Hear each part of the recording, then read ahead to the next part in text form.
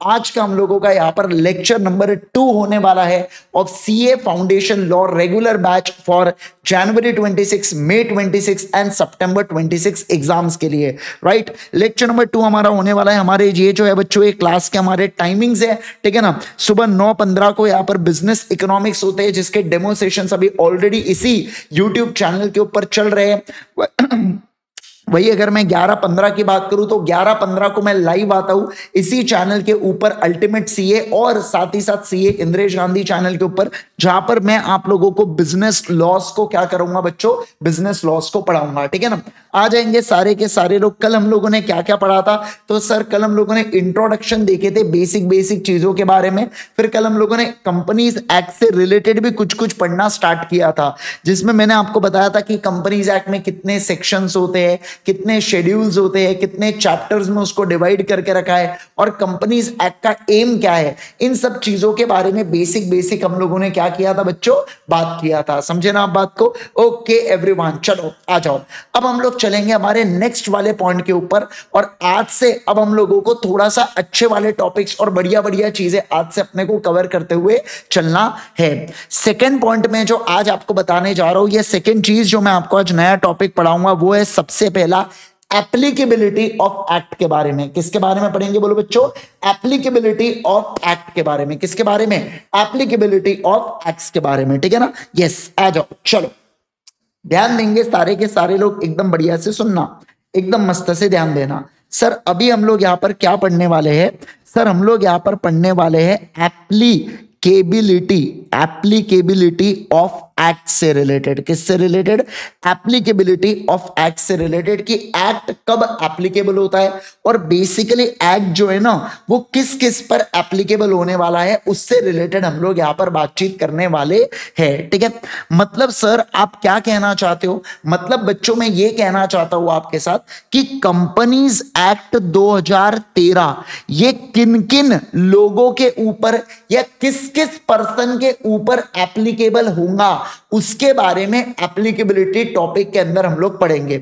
मैं आपको एक चीज बताऊं, लॉ के अंदर ना, पता है आपको, कोई भी लॉ, इस दुनिया का कोई भी लॉ होगा ना, उस लॉ का जो सेक्शन नंबर 1 है वो हमेशा एक्ट की एप्लीकेबिलिटी के बारे में बात करता है। कोई भी इस दुनिया का एक्ट होगा हमेशा उसका सेक्शन नंबर 1, जो सेक्शन नंबर 1 होता है वो उसके एप्लीकेबिलिटी के बारे में बात करता है। किसके बारे में बात करता है बोलो बच्चों? एप्लीकेबिलिटी के बारे में बात करता है। मतलब कि वो जो कंपनीज एक्ट 2013 है ना, वो किसके ऊपर एप्लीकेबल होगा या वो कहां कहां पर एप्लीकेबल होगा, उसके बारे में यहां पर बातचीत करता है, ठीक है। आइए तो सर जरा बताते हुए चलिए, तो कंपनीज एक्ट कहां कहां पर एप्लीकेबल होगा, जरा प्लीज फटाफट बताएंगे तो सर। तो देखो मैं आपको बता दूं कि जो कंपनीज एक्ट एप्लीकेबल होता है ना, वो 5 चीजों पर एप्लीकेबल, या 5 प्रकार के कंपनीज के ऊपर एप्लीकेबल। सर 5 प्रकार के कंपनीज या 5 प्रकार की इंस्टीट्यूशन या 5 प्रकार की एंटिटी क्या है सर? ये कौन सी एंटिटी है जरा बताइए। तो देखो मैं अगर कहूं तो सबसे पहला है company registered under this act, under this act और अंडर दिस एक्ट और एनी प्रीवियस लॉ और एनी प्रीवियस कंपनी लॉ। इसका मतलब क्या होता है सर? जैसे इसका मतलब होता है कि इससे पहले कौन सा कंपनीज एक्ट हुआ करता था बच्चों? कंपनीज एक्ट 1956 हुआ करता था।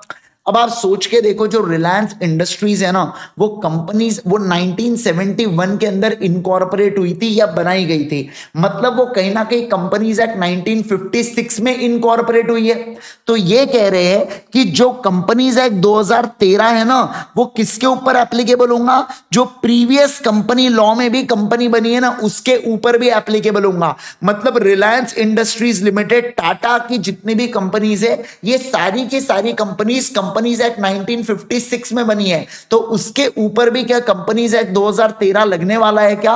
बिल्कुल लगने वाला है। मैं आपको एक बात बताऊं, 2013 के अंदर ना हम लोगों ने अल्टीमेट सीए प्राइवेट लिमिटेड को चालू किया था।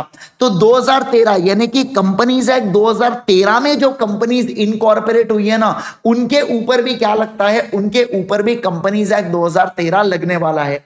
मतलब सर आप ये कह रहे हो कि कंपनीज एक्ट 2013 किस किस के ऊपर एप्लीकेबल होगा? तो ऐसी कंपनी जो दिस एक्ट का मतलब होता है कंपनीज एक्ट 2013 के अंदर रजिस्टर्ड है, या प्रीवियस कंपनी लॉ मतलब कंपनीज एक्ट 1956 के अंदर रजिस्टर्ड है। ये दोनों के ऊपर कंपनीज एक्ट 2013 लगता है। क्या आपको ये बातें समझ आई? क्या बोलो ना बच्चों, क्या आपको ये बातें समझ में आ रही है? क्या फटाफट फटाफट बोलेंगे मुझे, है ना? यस। तो मैंने क्या कहा?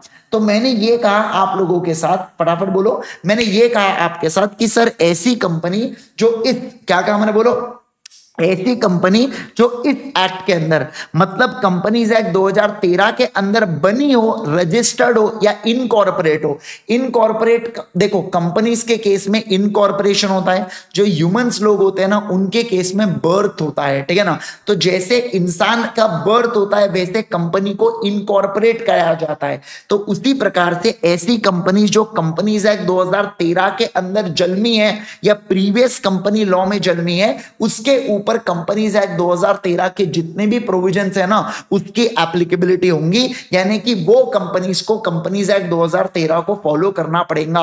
मतलब सर मुझे एक बात बताइए, क्या रिलायंस इंडस्ट्रीज को कंपनीज एक्ट 2013 फॉलो करना पड़ेगा? हाँ सर करना पड़ेगा। मुझे बताइए अगर आज ईस्ट इंडिया कंपनी होती तो उसको भी फॉलो करना पड़ता, भली वो 1850 के तहत रजिस्टर हुई होंगी पर फिर भी उसको फॉलो करना पड़ेगा। इसके तहत अल्टीमेट सीए जो हमारी कंपनी, बच्चों इसको भी कंपनीज एक्ट को फॉलो करना पड़ेगा क्या? हाँ सर फॉलो करना पड़ेगा। तो फर्क नहीं पड़ता कि आपकी कंपनी इस कंपनीज एक्ट में जन्मी है या पुरानी कंपनीज एक्ट में जन्मी है, दोनों केस में आपको कंपनीज एक्ट को फॉलो करना पड़ेगा, ठीक है? ओके सर, आ जाएंगे। अब मैं अगले पॉइंट के ऊपर चल रहा हूं बच्चों। नेक्स्ट पॉइंट देखो यहां पर क्या बोला जा रहा है। अगला पॉइंट यहां पर बात करता है इंश्योरेंस कंपनी के बारे में। किसके बारे में बोलो? इंश्योरेंस कंपनी के बारे में। इंश्योरेंस कंपनी जो है ना वो कंपनीज एक्ट 2013 के अंदर तो रजिस्टर होती है, बट इसका जो मेन मतलब जो मेन एक्ट है या जो मेन इसका क्या बोल सकता हूं मैं बैकबोन है इसके इनकॉर्पोरेशन का, वो होता है IRDA एक्ट। क्या है बोलो बच्चों? IRDA एक्ट जो इंश्योरेंस रेगुलेटरी अथॉरिटी है ना वो इंश्योरेंस कंपनी को इनकॉर्पोरेट करवाती है। तो इनका कहना है कि नहीं, भली उसको जन्म देने वाला क्या होगा? इंश्योरेंस रेगुलेटरी अथॉरिटी होंगे इंडिया की, पर फिर भी इंश्योरेंस कंपनी के ऊपर क्या लगेगा? कंपनीज एक्ट 2013 लगेगा। जैसे कि LIC हो गया, इसके ऊपर कंपनीज एक्ट 2013 लगेगा। इसके साथ साथ अगर मैं बात करूं आप लोगों के साथ, और कौन से? ओरिएंटल इंश्योरेंस कंपनी है उसके ऊपर भी लगेगा। जितने भी इंश्योरेंस कंपनी है सारे इंश्योरेंस कंपनीज के ऊपर क्या लगने वाला है? कंपनीज एक्ट 2013 लगने वाला है, ठीक है? ओके, नेक्स्ट पॉइंट देखो। नेक्स्ट पॉइंट आता है यहां पर इलेक्ट्रिसिटी कंपनी। क्या आता है बोलो बच्चों? Electricity company. इलेक्ट्रिसिटी कंपनी मतलब जैसे अगर मैं स्पंदन के बारे में बात करूं तो ये एक इलेक्ट्रिसिटी कंपनी है। अदानी की इलेक्ट्रिसिटी कंपनी है, अदानी इलेक्ट्रिक करके। साथ ही साथ अगर मैं बात करूं तो MSEDCL करके, ऐसी बहुत सारी अलग अलग इलेक्ट्रिसिटी कंपनी है। अब जितनी भी इलेक्ट्रिसिटी कंपनीज होती है ना ये इलेक्ट्रिसिटी एक्ट 2002 के तहत आती है, ये 2002 के तहत इनकॉर्पोरेट होती है। पर इनका कहना है भली उसको इनकॉर्पोरेट करने वाला इलेक्ट्रिसिटी एक्ट होगा, बट फिर भी उसके ऊपर किसका एप्लीकेबिलिटी चलेगा? उसके ऊपर राज कंपनीज एक्ट का चलने वाला है क्या? बिल्कुल बिल्कुल चलने वाला है। और इसी प्रकार से एक और कंपनी होती है जिसका नाम है बैंकिंग कंपनी। बैंकिंग कंपनी जो होती है ना ये बैंकिंग रेगुलेशन एक्ट 1949 के तहत आती है।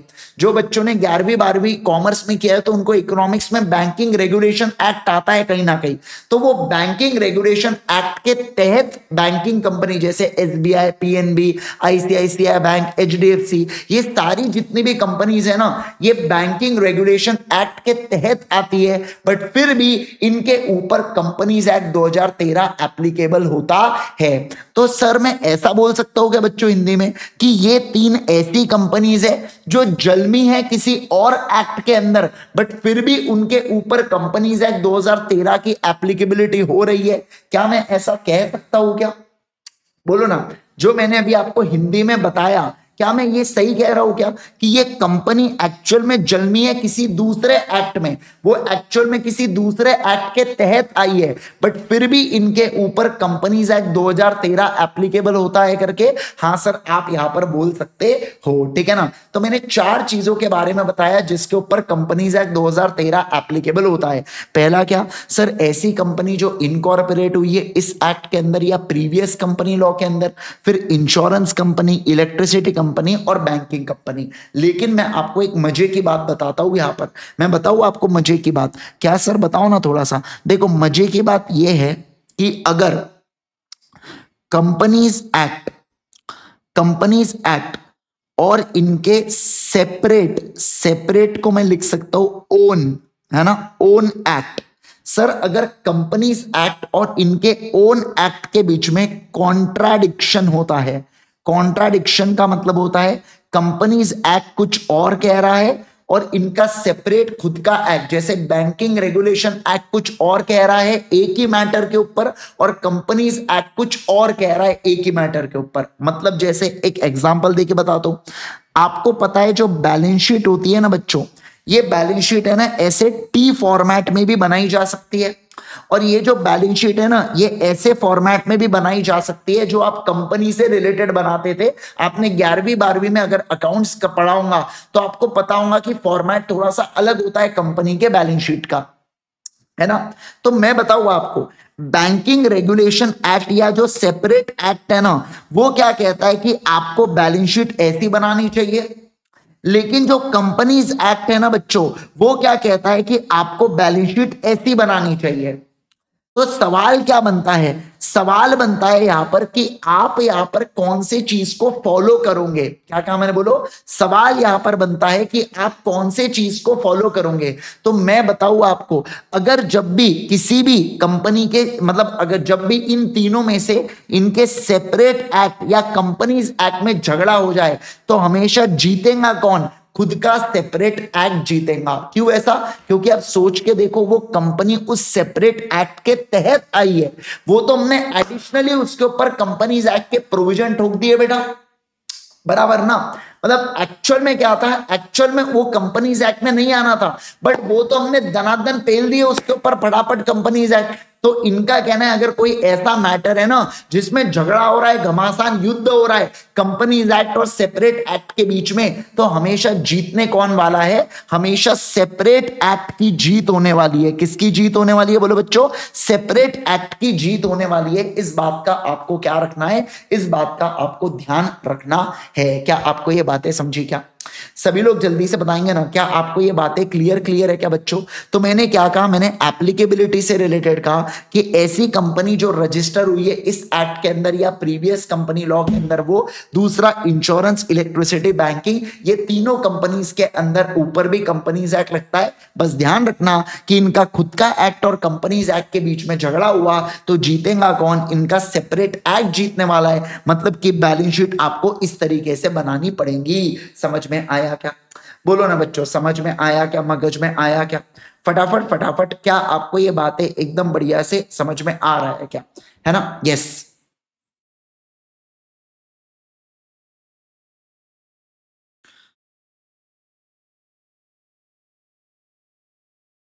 बोलो, क्या मैं आगे बढ़ूं, क्या मैं आगे बढ़ूं?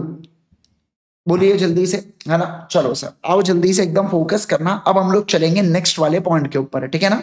ये हुआ एप्लीकेबिलिटी से रिलेटेड चीजें। थोड़ा सा मॉड्यूल में आता हूं मैं अपने। तो देखो एप्लीकेबिलिटी ऑफ एक्ट क्या कहता है कि ये जो कंपनीज है ये किसके ऊपर एप्लीकेबल होता है, ऐसी कंपनी जो इनकॉर्पोरेट हुई है, मतलब बनाई गई है under this act. This act मतलब कंपनीज एक्ट 2013 के अंदर, और previous company law, previous company law मतलब 1956 या 1913 हो गया या 1850 हो गया। ये सारे के सारे प्रीवियस कंपनी लॉ होते हैं और इनके ऊपर भी क्या होगा बच्चों, कंपनीज एक्ट एप्लीकेबल हो जाएगा। ठीक है, ओके। अगला इंश्योरेंस कंपनी, बैंकिंग कंपनी और company engaged in generation and supply of electricity, यानी कि इलेक्ट्रिसिटी वाली कंपनी। लेकिन देखो इस केस के अंदर क्या लिखा है, except in 234 where provision of said act. Said act का मतलब क्या होता है यहां पर, है ना, सेड एक्ट का मतलब होता है यहां पर उनके खुद के एक्ट अगर वो इनकंसिस्टेंट है with the provisions of their respective act, मतलब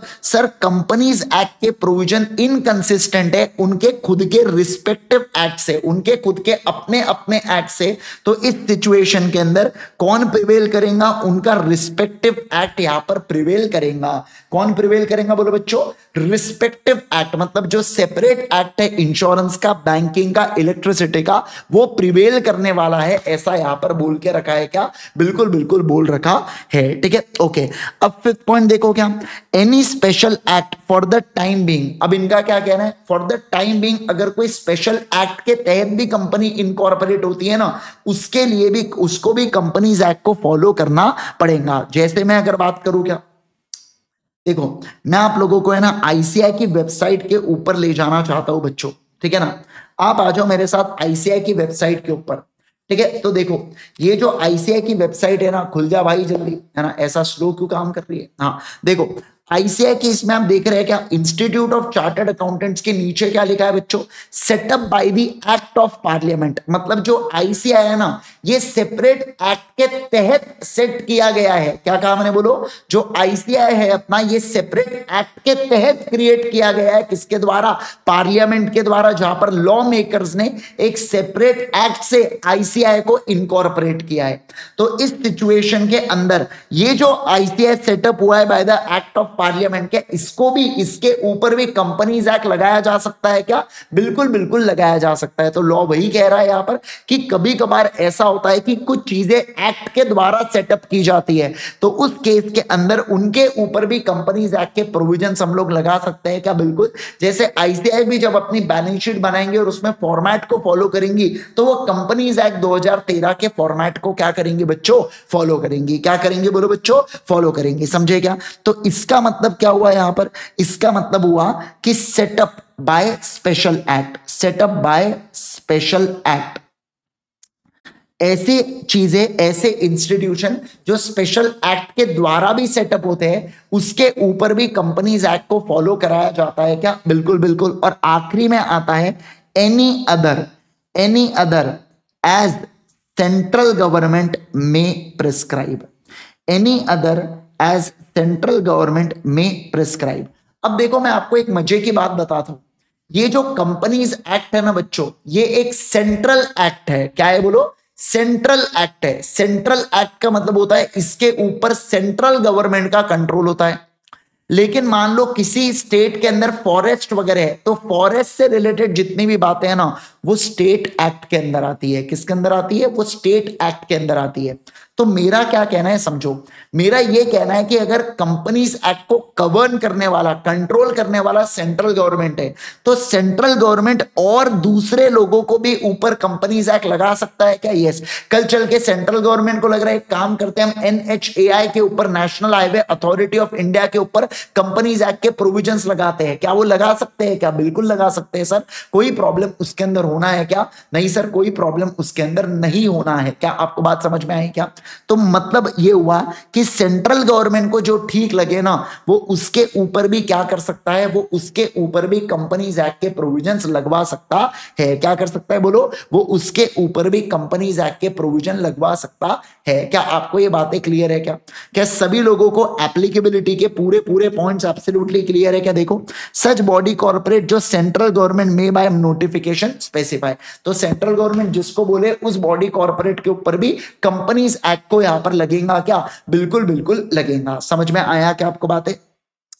सर ये सब लिखना है क्या बेटा, मंजू आप कल के क्लास नहीं की है क्या आपने, मैंने कल के क्लास में बच्चों क्या बोला था, मंजू को एक बार याद दिलाओ बच्चों सारे लोग कि जो जो मैं ऐसे पेजेस के ऊपर लिखूंगा, क्या वो आपको कॉपी करना है या मुझे सिर्फ निहारना है ऐसे बढ़िया से, वाह वाह सर मस्त लिख रहे हो बोले आप, क्या करना है आपको बच्चों बताओ जरा, सर इसको लिखना पड़ता है ना। और कब लिखेंगे? साथ साथ में लिखेंगे। जब जब मैं लिख रहा हूं ना तो आप साथ साथ में कॉपी करते हुए चलेंगे। सर मान लो हमारा साथ साथ में कॉपी नहीं हो पाया तो चिंता की कोई बात है क्या? नहीं, आप लेक्चर ट्रैकर पे जा सकते हो और लेक्चर ट्रैकर के ऊपर जितने भी ये नोट्स है ये पूरे आपको अपडेटेड मिल जाएंगे और आप फिर उसको बाद में कॉपी कर सकते हो क्या? बिल्कुल बिल्कुल आप कॉपी कर सकते हो, समझे क्या? तो साथ में कॉपी हुआ तो बहुत अच्छी बात है। नहीं हो पाया, मान लो आपको ऐसा है कि नहीं सर मैं साथ में कॉपी नहीं करूंगा, मैं अभी समझ लूंगा बाद में कॉपी कर लूंगा, तो कोई बात नहीं, फिर आप लेक्चर, मैंने आपको बोला कि मैं आपका लेक्चर जो है ना वो क्या करूंगा, यहां पर मैं वो आपको 12:45 12:50 तक आपको छोड़ दूंगा।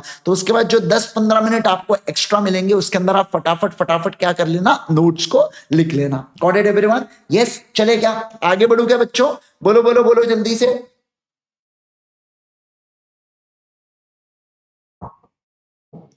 क्या हम लोग आगे बढ़े क्या? बोलो बोलो बोलो। यस, चलो अब हम लोग चलेंगे अगले पॉइंट्स के ऊपर। क्या आपको एप्लीकेबिलिटी का पॉइंट पूरा क्लियर है? सभी लोग जल्दी से बताना मुझे, क्या आपको ये एप्लीकेबिलिटी का पॉइंट एब्सोल्युटली क्लियर है माइंड के अंदर? मुझे सभी लोगों से चैट सेक्शन के अंदर क्लियर क्लियर चाहिए बच्चों, मैसेज क्या चाहिए? बोलो, क्लियर क्लियर मैसेज चाहिए, क्लियर क्लियर, है ना? फटाफट मैं चैट को चेक कर रहा हूं एक बार, बोलो क्लियर। बढ़िया बढ़िया बढ़िया, गुड,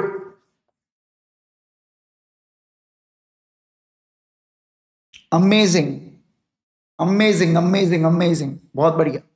चलो आ जाओ, अब हम लोग चलेंगे हमारे अगले पॉइंटर के ऊपर, ठीक है ना? अब हम लोग चलेंगे नेक्स्ट वाले पॉइंट से रिलेटेड, हम लोग यहां पर आगे बढ़ेंगे, ठीक है? तो अभी हम लोगों ने देखा कि कंपनीज एक्ट जो है ना वो किन किन लोगों के ऊपर एप्लीकेबल होती है, तो वो इन लोगों के ऊपर एप्लीकेबल होती है। मुझे मेरा एक सवाल आ रहा है मन में, क्या companies act Indira Gandhi as a person के ऊपर एप्लीकेबल होगा क्या?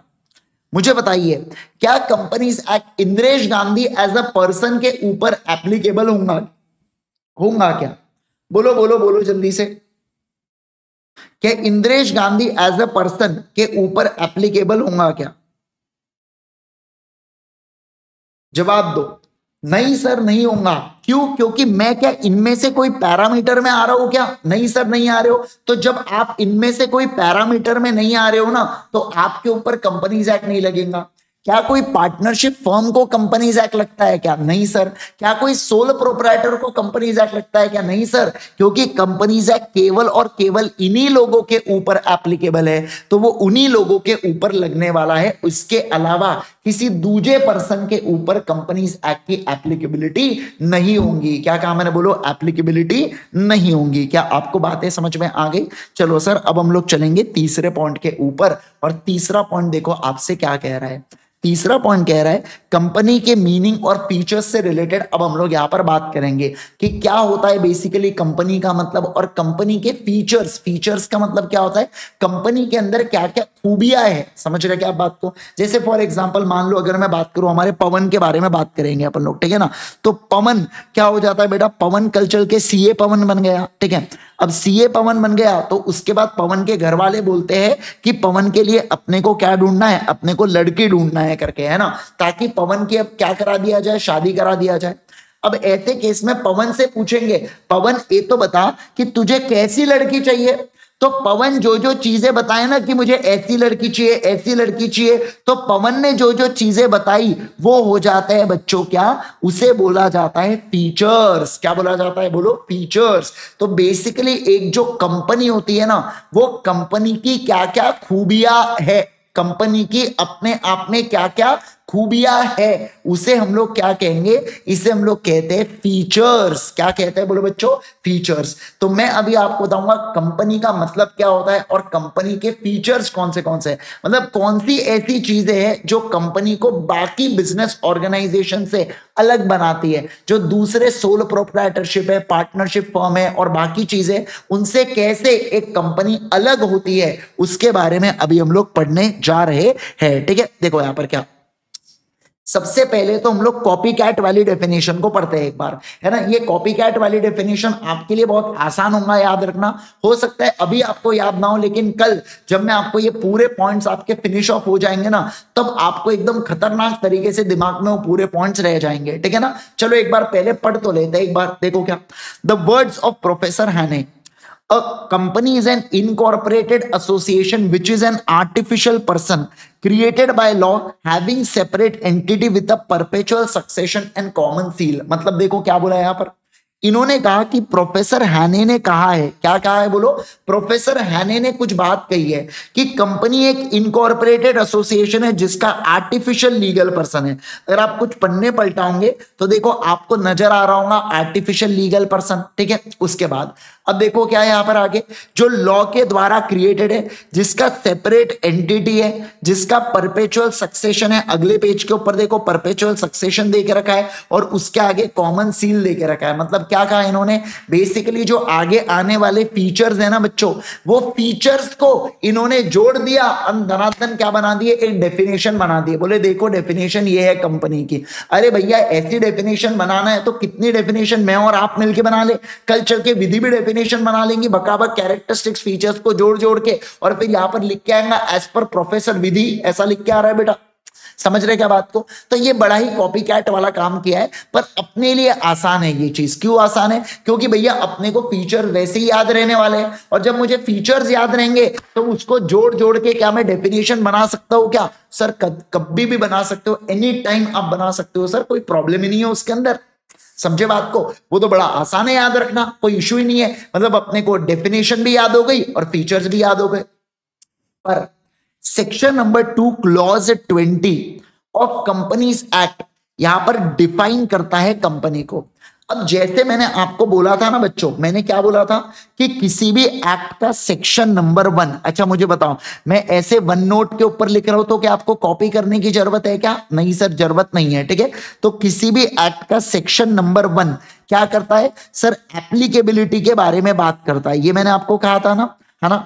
उसी प्रकार से किसी भी एक्ट का सेक्शन नंबर 2 है ना, इसके अंदर डेफिनिशन लिखा जाता है। क्या लिखा जाता है बोलो बच्चों, डेफिनिशन लिखा जाता है। ये डेफिनिशन क्या होता है, डेफिनिशन मतलब वर्ड के मीनिंग लिखे जाते हैं सेक्शन नंबर 2 के अंदर, और ऐसे वर्ड का जो हम लोग पूरे एक्ट में इस्तेमाल करने वाले हैं। मतलब बड़ी बड़ी डेफिनेशन इसके अंदर लिख दी जाती है सेक्शन 2 में। जैसे कंपनी का मतलब क्या होता है, ये सेक्शन 2 में लिख देंगे। अब पूरे एक्ट में जहां जहां पर कंपनी कंपनी आते जाएगा, आपको सेक्शन नंबर 2 को आके चेक करना पड़ेगा कि कंपनी की क्या डेफिनेशन है। अब इसके अंदर बहुत सारी डेफिनेशन है, इसीलिए इसको डिवाइड किया जाता है किसके अंदर, क्लॉजेस के अंदर। तो उसी प्रकार से सेक्शन 2 क्लॉज 20 कंपनी की डेफिनेशन के बारे में बात करता है। सर अगर ये डेफिनेशन नहीं होता तो आप सोच के देखो ना, एक्ट कितने बड़े बड़े हो जाते हैं। मतलब जहां जहां पर कंपनी शब्द आ रहा है वहां पर मुझे क्या लिखना पड़ता है, ये पूरी लाइन लिखना पड़ता बच्चों, है ना। तो एक्ट के वर्ड्स को शॉर्टन, क्या कहा मैंने बोलो, एक्ट के वर्ड्स को शॉर्टन, शॉर्टन मतलब कम करने के लिए डेफिनेशन बड़ा ही यूजफुल काम करता है, ठीक है। ओके अब देखो, तो इनका क्या, company means a company incorporated under this act या any of the previous company law. तो सेक्शन नंबर 220 क्या कहता है, कंपनी मतलब ऐसी कंपनी जो इस एक्ट के अंदर इनकॉर्पोरेट हो। दिस एक्ट का मतलब होता है कौन सा, कंपनीज एक्ट 2013 के अंदर जो इनकॉर्पोरेट हुई है, या कोई अगर प्रीवियस कंपनी लॉ में भी इनकॉर्पोरेट हुई है ना, उसे भी हम लोग क्या कहेंगे, उसे भी हम लोग कंपनी कहेंगे। उसे क्या कहेंगे बोलो बच्चों, उसे भी हम लोग यहां पर कंपनी कहेंगे। क्या कहेंगे सभी लोग बताना, सर उसे भी हम लोग यहां पर कंपनी कहेंगे। क्या आपको ये बातें क्लियर है क्या, बोलो ना मुझे, क्या आपको ये बातें एब्सोल्युटली क्लियर है क्या, फटाफट बताइए। तो कितना इजी डेफिनेशन है कंपनी का, company means a company incorporated under this act या any of the previous company law. क्या कहा मैंने बोलो, company means a company, company मतलब ऐसी कंपनी जो बनी है इस एक्ट में। इस एक्ट मतलब कंपनीज एक्ट 2013 में, या प्रीवियस कंपनी लॉ में, या कहां पर बोलो, या प्रीवियस कंपनी लॉ में। सर उसे क्या बोल दिया गया है, उसे कंपनी बोल दिया गया। मतलब इससे आसान दुनिया में शायद ही कोई डेफिनेशन बनी होंगी कभी इतिहास में। समझ रहे हैं क्या बात को, है ना। यस, तो इसे बोला गया है क्या बच्चों, इसे बोला गया है कंपनी। क्या बोला जाता है बोलो जल्दी से, सर इसे बोला जाता है company. Got it everyone, okay चलो। अब सर हम लोग फीचर्स से पढ़ना स्टार्ट कर रहे हैं। मुझे एक बात बताओ, पहले आप फीचर्स को लर्न करना चाहेंगे या पहले समझना चाहेंगे। बोलो ना, क्या पहले आप फीचर्स के नाम को लर्न करना चाहेंगे या पहले समझना चाहेंगे? फटाफट बताओ, जल्दी से बताओ, क्या चाहेंगे आप? पहले आप जो बोलेंगे पहले वो करूंगा मैं। पहले समझना चाहेंगे या पहले लर्न करना चाहेंगे इसको? सर पहले एक काम करो ना, पहले आप हमको सर लर्न करवा दो। हम देखना चाहते विदाउट समझे कि आप फीचर्स को हमको लर्न करवा सकते हो क्या? तो देखो, जितने कंपनीज एक्ट के कितने फीचर्स है, तो कंपनी के कितने फीचर्स है? कंपनी के 5 फीचर्स है। कितने फीचर्स है बोलो बच्चों? कंपनी के 5 फीचर्स है। कितने फीचर्स है बोलो? 5 फीचर्स है। और इस फीचर्स का नाम क्या है? क्लैप्स। क्या नाम है बोलो बच्चों? क्लैप्स। सी से कॉमन सील, सभी लोग बोलेंगे क्या? सी से कॉमन सील, एल से लिमिटेड लाइबिलिटी, एल से लिमिटेड लाइबिलिटी, और ए से आर्टिफिशियल लीगल पर्सन, पी से परपेचुअल सक्सेशन, एस से सेपरेट लीगल एंटिटी। क्या है बोलो बच्चों? एस से सेपरेट लीगल एंटिटी। समझे क्या बात को? तो ये 5 फीचर्स है किसके? ये 5 फीचर्स है बच्चों यहां पर कंपनी के। क्या शॉर्ट फॉर्म है इसका? क्लैप्स। क्या शॉर्ट फॉर्म में बोलो? देखो पांचों, इससे आप लोग क्या करते हो? क्लैप्स करते हो ना, ऐसा। तो सी से कॉमन सील, एल से लिमिटेड लाइबिलिटी, ए से आर्टिफिशियल लीगल पर्सन, पी से परपेचुअल सक्सेशन, एस से सेपरेट लीगल एंटिटी। एस से क्या है बोलो बच्चों? Separate legal entity. ठीक है, आइए अब इन पांचों चीजों को एक एक कर समझते हैं। सबसे पहला जो टॉपिक हमको समझना है वो है सेपरेट लीगल एंटिटी का। कौन सा टॉपिक है बोलो बच्चों? सेपरेट लीगल एंटिटी का। चलो, तो मैं आपको क्या पढ़ा रहा था? मैं आपको पढ़ाया कि company means a company incorporated under this act और any previous company law. Company means a company incorporated under this act or any of the previous company law. और अब हम लोग क्या पढ़ रहे हैं बच्चों? अब हम लोग पढ़ रहे हैं इसके फीचर्स के बारे में, हम लोग जानकारी ले रहे हैं। और फीचर्स के अंदर सबसे पहला पॉइंट क्या आ रहा है? Separate legal entity. क्या आ रहा है बोलो बच्चों? सेपरेट लीगल एंटिटी आ रहा है। ठीक है, okay. Sir separate legal entity किसके बारे में बात करता है? What is meant by separate legal entity? तो देखो यहां पर आ जाओ, सुनना एकदम बढ़िया से सुनना। सेपरेट लीगल एंटिटी क्या कहता है? सेपरेट लीगल एंटिटी कहता है कि कंपनी, क्या कहता है बोलो? कि जो कंपनी है ना बच्चों, कंपनी और उसको बनाने वाले जो लोग होते हैं उन्हें मेंबर्स बोला जाता है। क्या बोला जाता है बोलो? मेंबर्स।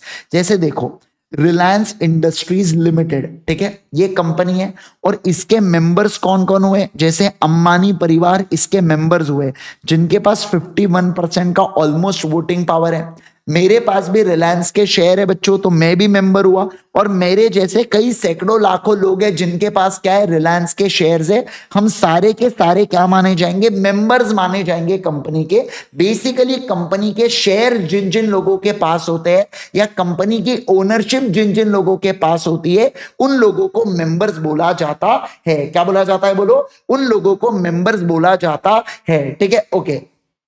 तो लॉ क्या कहता है? लॉ कहता है कि कंपनी और ये जो मेंबर्स है ना, ये दोनों अलग अलग है। क्या है बोलो बच्चों? ये दोनों अलग अलग है। मतलब कंपनी अलग है, मेंबर्स अलग है। कंपनी अलग है, मेंबर्स अलग है। कंपनी अलग है, मेंबर्स अलग है। कंपनी अलग है, मेंबर्स अलग है। दोनों सेम नहीं है। मतलब सर अगर कंपनी कोई ट्रांजैक्शन में एंटर होती है ना, तो उसके चलते मेंबर्स को उसका लॉस सफर करना पड़ेगा क्या? नहीं सर, नहीं करना पड़ेगा। मतलब कंपनी सर कोई असेट को परचेस करती है ना, तो वो कंपनी के नाम पर कर सकती है, जरूरी नहीं है मेंबर्स के नाम पर लेना पड़ेगा। समझ पा रहे? मतलब एक इंसानों जैसा बर्ताव कर सकती है कंपनी। कंपनी खुद के नाम पर लोन ले सकती है, एसेट परचेस कर सकती है, लाइबिलिटी इनकर कर सकती है। कोई भी ट्रांजैक्शन में एंटर करेंगी तो वो खुद लायबल रहेंगी, उसके लिए अपने मेंबर्स को जबरदस्ती परेशान करेंगी क्या? नहीं सर, परेशान नहीं करेंगी। क्या आपको ये बातें समझी क्या? बोलो ना बच्चों, क्या आपको बातें समझ में आ रही है क्या? फटाफट बोलो ना जल्दी से, है ना? यस, तो कंपनी जो है ना, ये is a legal person in the eyes of law, मतलब लॉ की नजरों से देखोगे तो ये मेंबर से अलग है। मतलब रिलायंस इंडस्ट्रीज और उसको बनाने वाले लोग यानी कि अंबानी परिवार, ये दोनों अलग अलग है। आप ये नहीं बोल सकते रिलायंस लाइबिलिटी पे नहीं कर पा रहा है तो अंबानी से वसूल लेंगे करके, आप ऐसा बोल सकते हो क्या? नहीं। मतलब सर कल चल के अगर रिलायंस इंडस्ट्रीज लोन फेल कर देती है, मान लो कोई लोन का पैसा नहीं देती है, तो मैं मुकेश अंबानी को एंटीला से निकाल के उसके एंटीला को बेच सकता हूं क्या? नहीं सर, आप नहीं बेच सकते, क्योंकि एंटीला मुकेश अंबानी की पर्सनल प्रॉपर्टी है। और मुकेश अंबानी और जो रिलायंस है, ये दोनों क्या है बच्चों? ये दोनों अलग अलग है। क्या है सभी लोग बताना? ये दोनों अलग अलग है। समझ में आ रहा है क्या आपको बातें? अरे बोलो ना, क्या आपको बातें समझ में आ रही है? यस। अब देखो, अब सर ये जो कंपनी है ना, ये सेपरेट पर्सन है। मतलब कंपनी एक सेपरेट पर्सन होती है, एक अलग पर्सन होती है, जिसके खुद के राइट्स और ऑब्लिगेशन, ऑब्लिगेशन का मतलब होता है जिम्मेदारियां, ऑब्लिगेशन का मतलब होता है ड्यूटी, ड्यूटी को ही बोला जाता है हिंदी में जिम्मेदारी। क्या बोला जाता है बोलो बच्चों? जिम्मेदारी। समझ में आया क्या? तो कंपनी के खुद के राइट्स होते हैं और कंपनी के खुद के ऑब्लिगेशंस होते हैं। तो एक कंपनी के खुद के राइट्स होते हैं, एक कंपनी के खुद के ऑब्लिगेशंस होते हैं, ड्यूटीज होती है। इस बात का ध्यान रखना है। जैसे अगर मान लो रिलायंस इंडस्ट्रीज ने सेल किया है या पैसा कमाया है, तो उसके ऊपर इनकम टैक्स देना रिलायंस इंडस्ट्रीज लिमिटेड यानी कि कंपनी की जिम्मेदारी है। मुकेश अंबानी को आप जबरदस्ती जेल में डाल दोगे क्या उसके लिए? नहीं सर, आप नहीं डालोगे। समझ में आया क्या आपको बातें? Okay sir. अब देखो, अब आखिरी वाला तो बड़ा इजी पॉइंट है। कंपनी क्या कर सकती है? खुद के नाम पर ओन कर सकती है प्रॉपर्टी, खुद के नाम पर बैंक अकाउंट ओपन कर सकती है, लोन्स ले सकती है, लाइबिलिटीज में एंटर कर सकती है और किसी के साथ कॉन्ट्रैक्ट में भी एंटर कर सकती है। मतलब रिलायंस इंडस्ट्रीज को कार खरीदना है तो वो मान लीजिए कोई भी मोटर्स के साथ, जैसे मारुति सुजुकी के साथ, वो अलग से रिलायंस इंडस्ट्रीज अपने नाम के ऊपर कॉन्ट्रैक्ट में एंटर कर पाएंगी क्या? हाँ सर, कर पाएंगी। क्या कहा मैंने? बोलो। रिलायंस इंडस्ट्रीज अपने नाम के ऊपर क्या कॉन्ट्रैक्ट में एंटर कर पाएंगी क्या? हाँ सर, बिल्कुल बिल्कुल कर पाएंगी। समझे क्या आप बात को? क्या आपको ये बातें, अरे बोलो ना जल्दी से मुझे, क्या आपको ये बातें सभी लोगों को समझ में आ रही है क्या? फटाफट फटाफट जल्दी से बताएंगे मुझे, है ना? Got it everyone? तो मैंने 3 पॉइंट बताया कि कंपनी और मेंबर अलग अलग लोग होते हैं, कंपनी के खुद के राइट्स और ऑब्लिगेशंस होते हैं, और इसके साथ साथ कंपनी खुद के नाम पर bank account, property, loans, liabilities में एंटर करना, ये सारी चीजें कंपनी कर सकती है क्या? बिंदास बिंदास कर सकती है सर, कोई प्रॉब्लम इसके अंदर ना छे, कोई प्रॉब्लम इसके अंदर नहीं है। ठीक है, ओके सर। अब देखो, it is at a law, क्या बोला? बोलो। लॉ के नजरों में it is a person which is different from subscriber of MOA. क्या कहा मैंने? बोलो जल्दी से, है ना? देखो देखो देखो यहां पर, it is at a law person which is different from the subscriber of MOA. अब आप बोलोगे सर ये subscriber of memorandum of association या एमओए क्या होता है? तो देखो, सुनो सुनो सुनो ना, जब कंपनी इनकॉर्पोरेट हो रही थी, क्या कहा मैंने? बोलो। जब कंपनी इनकॉर्पोरेट होती है ना, तो उसका एक मेन डॉक्यूमेंट बनता है बच्चों। जैसे इंसान जब जन्म लेता है तो उसकी कैसे कुंडली बनती है बच्चों, बर्थ सर्टिफिकेट भी उसका बनता है, उसी प्रकार से कंपनी का भी एक मेन डॉक्यूमेंट बनता है जिसे एमओए बोला जाता है। क्या बोला जाता है? बोलो बच्चों। जिसको एमओए बोला जाता है। समझे क्या आप बात को? है ना? Yes, okay. अब जिस समय कंपनी इनकॉर्पोरेट हो रही थी, जिस समय कंपनी बन रही थी ना, उस समय क्या होता है? उस समय कुछ लोग जो है वो वादा करते हैं। यहां पर क्या करते हैं? बोलो। वादा करते हैं कि जब आपकी कंपनी इनकॉर्पोरेट हो जाएंगे ना, तो हम कंपनी के अंदर मेंबर बन जाएंगे। देखो मैं आपको इसका बैकग्राउंड देता हूं। एक्चुअली क्या है, कंपनी 2 प्रकार की होती है, एक होती है पब्लिक कंपनी और एक होती है प्राइवेट कंपनी। पब्लिक कंपनी को बनाने के लिए मिनिमम 7 लोग लगते हैं, प्राइवेट के लिए मिनिमम 2 लोग लगते हैं। तो मैं बताऊं, जब कंपनी, अभी देखो कंपनी इनकॉर्पोरेट यहां पर हो रही है, पर उसका प्रोसेस तो यहीं पर चालू हो जाएगा। तो इनका क्या कहना है, जैसे ही कंपनी इनकॉर्पोरेट होंगे ना, अगर पब्लिक कंपनी है तो हमको 7 लोग लगेंगे और प्राइवेट कंपनी है तो हमको 2 लोग लगेंगे। तो उस केस के अंदर जो लोग पहले से, क्या कहा मैंने? बोलो। जो लोग पहले से वादा वादा करते हैं, वादा करते हैं। किस बात का वादा करते हैं? कि जैसे ही कंपनी इनकॉर्पोरेट, क्या कहा मैंने बोलो, जैसे ही कंपनी इनकॉर्पोरेट होंगे ना, उस समय, क्या कहा मैंने बोलो, उस समय हम लोग क्या बोलेंगे, उस समय सर ये 7 और 2 लोग हम लोग मेंबर बन जाएंगे। सर मतलब जरूरी है क्या कि 7 और 2 ही लोग होने चाहिए? नहीं, जरूरी नहीं है। मिनिमम 7 और मिनिमम 2 होना चाहिए। क्या कहा मैंने बोलो बच्चों, मिनिमम 7 और मिनिमम 2 होना चाहिए। इस बात का आपको ध्यान रखना है, ठीक है ना। तो सर अगर मैं पब्लिक कंपनी को इनकॉर्पोरेट कर रहा हूं, क्या कर रहा हूं बोलो बच्चों, मैं अगर पब्लिक कंपनी को इनकॉर्पोरेट कर रहा हूं ना, तो इस सिचुएशन के अंदर मिनिमम 7 और मिनिमम 2 लोग यहां पर होना चाहिए। इस बात का आपको क्या रखना है बच्चों, इस बात का आपको यहां पर ध्यान रखना है। समझ में आया क्या आपको बात है? अरे बोलो ना जल्दी मुझे, क्या आपको ये बातें समझ में आ रही है क्या? तो सर मतलब आप ये कहना चाहते हो कि लॉ लॉ क्या कह रहा है कि जो पर्सन, समझना, जो पर्सन कंपनी बना रहा है, जो पर्सन कंपनी बना रहा है और कंपनी दोनों अलग अलग है। मतलब जैसे अल्टीमेट सीए प्राइवेट लिमिटेड जब हम लोग बना रहे थे ना, तो हम 6 फैकल्टीज ने, मतलब मैं, Tejas sir, NV sir, PP sir, Deepika ma'am, Gaba sir, हम 6 फैकल्टी ने यहां पर वादा किया आरओसी से, यानी कि गवर्नमेंट से, कि जैसे ही आप कंपनी का जन्म इनकॉर्पोरेट करोगे ना, हम 6 लोग मेंबर बन जाएंगे कंपनी के। समझे क्या? तो हम लोगों को क्या बोलेंगे सर, हम लोगों को यहां पर सब्सक्राइबर ऑफ एमओए बोलेंगे। क्या बोलेंगे बोलो बच्चों, हम लोगों को बोला जाता है सब्सक्राइबर ऑफ एमओए। और ये जो सब्सक्राइबर ऑफ एमओए होता है ना, ये अलग पर्सन होता है। क्या होता है बोलो बच्चों, ये डिफरेंट पर्सन होता है, ये अलग पर्सन होता है। किससे? कंपनी से। तो कंपनी अलग है और सब्सक्राइबर ऑफ मेंबर, जो सब्सक्राइबर मेंबर मतलब जो कल चल के मेंबर बनने वाले हैं, है ना, वो लोग व्यक्ति क्या होंगे, वो बच्चे लोग अलग अलग होंगे, वो जो पर्सन है वो अलग अलग माने जाते हैं, ठीक है। ओके, अगला देखो यहां पर, even members can contract with a company. मतलब जो मेंबर्स होते हैं वो कंपनी के साथ कॉन्ट्रैक्ट कर सकते हैं, वो उसके अगेंस्ट राइट एक्वायर कर सकते हैं, लाइबिलिटी इनकर कर सकते हैं। मतलब मैं रिलायंस इंडस्ट्रीज के शेयर्स है मेरे पास, पर इसका ये मतलब है क्या कि मैं रिलायंस ट्रेंड से जाके खरीद ही नहीं कर सकता? सर खरीद सकते हो आप, राइट्स भी एक्वायर कर सकते हो, आप लाइबिलिटीज को भी इनकर कर सकते हो, आप सारी चीजें कर सकते हो। क्या? बिल्कुल बिल्कुल कर सकते हो। लेकिन ध्यान रखना, जो डेट्स, अगर कंपनी के डेट्स है ना, तो जो कंपनी के क्रेडिटर्स है वो कंपनी के ऊपर ही केस कर सकते हैं, वो मेंबर्स के ऊपर केस कर सकते हैं क्या? नहीं सर, नहीं कर सकते। मैं आपको एक एग्जांपल दूं क्या? जैसे देखो, रिलायंस इंडस्ट्रीज लिमिटेड का एग्जांपल अपन कंटिन्यू रखते हैं, ठीक है। ये एक काम करते हैं, अपन एग्जांपल लेते हैं सीएसबी का, चाय सुट्टा बार का। समझ रहे हैं आप बात को? ये एक बहुत बड़ी चेन है बच्चों, है ना, जिसके अंदर चाय और बाकी ये सब चीजें भी मिलती है, स्नैक्स वगैरह से रिलेटेड भी चीजें मिलती हैं। अब ये क्या करता है बच्चों, ये कोई लोकल वेंडर से सामान को परचेस करता है। क्या करता है बोलो? सामान को परचेस करता है, ठीक है ना। ओके, अब मान लीजिए लोकल ने इसको 10,000 रुपए का सामान दिया। क्या दिया बोलो बच्चों? 10,000 रुपए का सामान दिया। अब एक बात बताना, ये जो लोकल वेंडर है, ये अपने पैसे को किससे क्लेम कर सकता है? चाय सुट्टा बार से क्लेम कर सकता है, या जो इसका मेंबर है, जो इसका ओनर है, अनुभव नाम है शायद उसका, है ना, उससे क्लेम कर सकता है? मुझे बताइए किससे क्लेम कर पाएगा? तो सर ये जो चाय सुट्टा बार है ना, ये कंपनी है, तो लोकल वेंडर कंपनी से क्लेम कर सकता है। क्या वो मेंबर के पास जा सकता है क्या, लाओ बोले पैसा लाओ? मान लो चाय सुट्टा बार के शेयर्स अगर मेरे पास होते, तो लोकल वेंडर मेरे पास आ रहा है, आईजी सर लाओ बोले ब्रेड के पैकेट के पैसे नहीं मिले बोले, ऐसा ये तो ज्यादा ही हो जाएगा। तो क्या बोला यहां पर? तो यहां पर बोला कि सर आप है ना कंपनी से पैसा क्लेम कर पाओगे। क्या कर पाओगे बोलो बच्चों?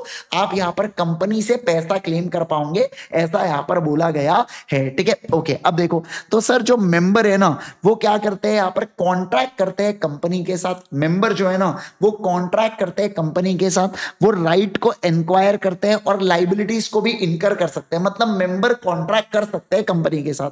इसके साथ साथ अगर कंपनी कोई भी डेट्स लेती है, तो उस डेट्स के लिए जो क्रेडिटर है ना, वो कंपनी के ऊपर केस करेगा, वो मेंबर के ऊपर केस कर सकता है क्या? नहीं सर, वो मेंबर के ऊपर केस नहीं कर सकता, ऐसा इसका मतलब है, ठीक है। ओके सर, चले क्या आगे बढ़ू क्या? बोलो बोलो बोलो मुझे जल्दी से, क्या आपको ये बातें इतनी क्लियर है क्या? तो मैं चलूंगा फिर नेक्स्ट वाले पॉइंट के ऊपर, है ना। क्या मैं आगे के पॉइंट के ऊपर चलूं क्या? बोलो ना, फटाफट फटाफट फटाफट जल्दी से बताएंगे मुझे, क्या मैं नेक्स्ट पॉइंट के ऊपर चलूं क्या? फटाफट फटाफट जल्दी से बोलेंगे। यस, चलिए सर आगे बढ़े क्या?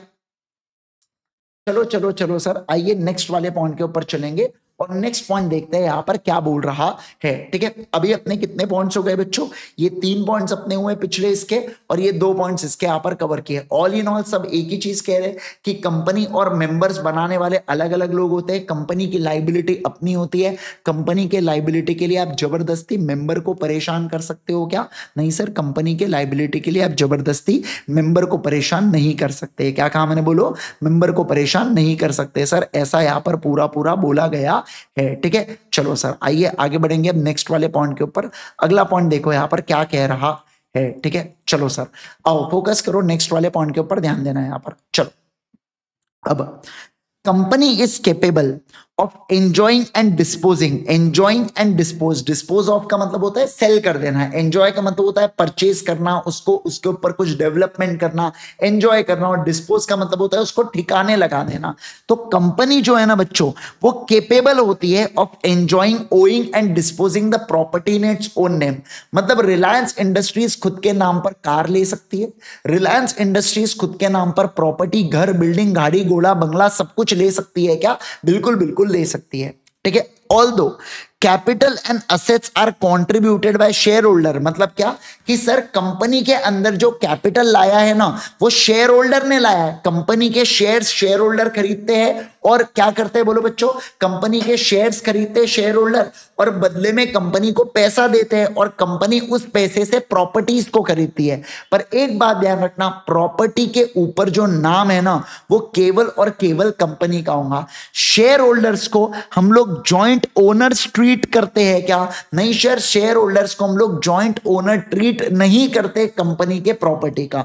मतलब सर मुझे जरा एक बात बताओ, जैसे देखो रिलायंस इंडस्ट्रीज लिमिटेड को मैंने पैसे दिया और मैंने रिलायंस इंडस्ट्रीज के शेयर्स खरीदा, मैंने कितना पैसा दिया? 50,000 रुपए दिया।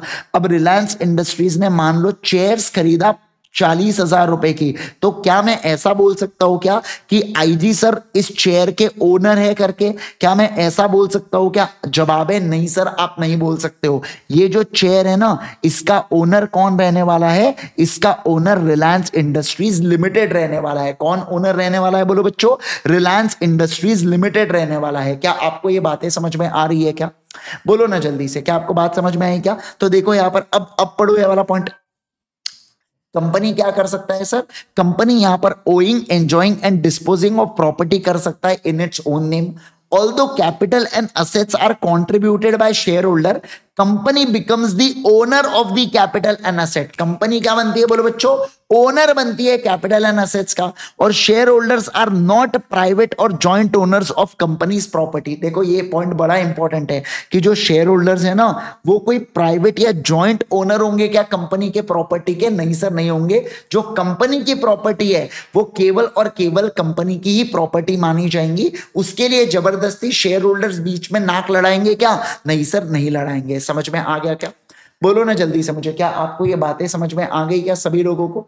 फटाफट फटाफट क्विकली बोलेंगे जल्दी से मुझे, क्या आपको ये पूरे पूरे पॉइंटर्स क्लियर है?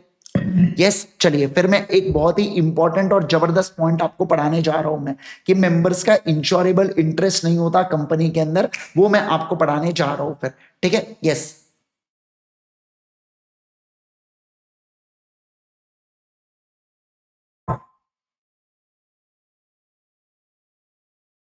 चले आ जाओ।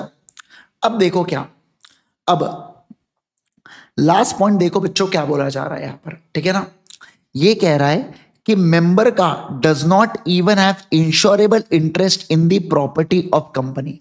मतलब जो मेंबर होता है ना, उसका इंश्योरेबल इंटरेस्ट भी नहीं होता प्रॉपर्टी ऑफ द कंपनी के अंदर। ये मैकाउरा वर्सेस नॉर्दर्न अश्योरेंस कंपनी के केस में बताया गया था। चलो अब मैं आपके साथ कुछ चीजें बात करूंगा। सबसे पहले तो मैं आपके साथ बात करूंगा यहां पर कि इंश्योरेबल इंटरेस्ट का क्या मतलब होता है। What is meant by insurable interest? क्या होता है इंश्योरेबल इंटरेस्ट का मतलब? ठीक है ना, तो देखो इंश्योरेबल इंटरेस्ट का मतलब होता है अगर अगर उसे कुछ भी हुआ,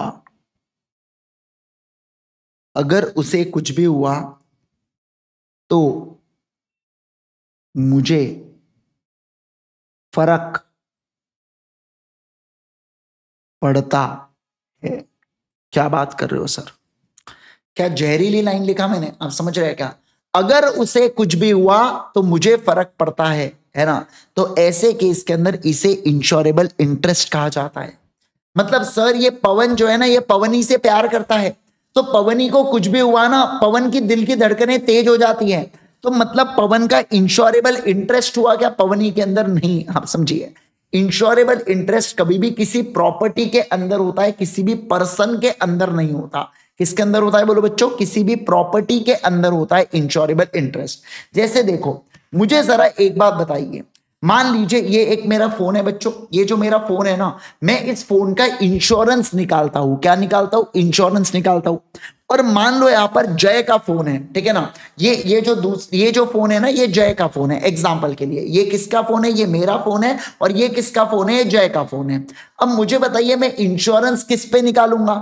मैं इसके ऊपर इंश्योरेंस निकालूंगा, ब्लैक वाले के ऊपर कि व्हाइट वाले के ऊपर? जरा मुझे कमेंट करके बताओ, मैं किसके ऊपर इंश्योरेंस निकालूंगा? ब्लैक फोन के ऊपर कि व्हाइट फोन के ऊपर? सर ब्लैक फोन के ऊपर आप इंश्योरेंस निकालोगे। क्यों मैं ब्लैक फोन के ऊपर इंश्योरेंस निकालूंगा? क्योंकि सर ब्लैक फोन को कुछ भी हुआ ना, उससे आपको फर्क पड़ता है, आपकी दिल की धड़कनें तेज हो जाती है। समझे क्या बात को? क्या हो जाएंगी? तेज हो जाएंगी।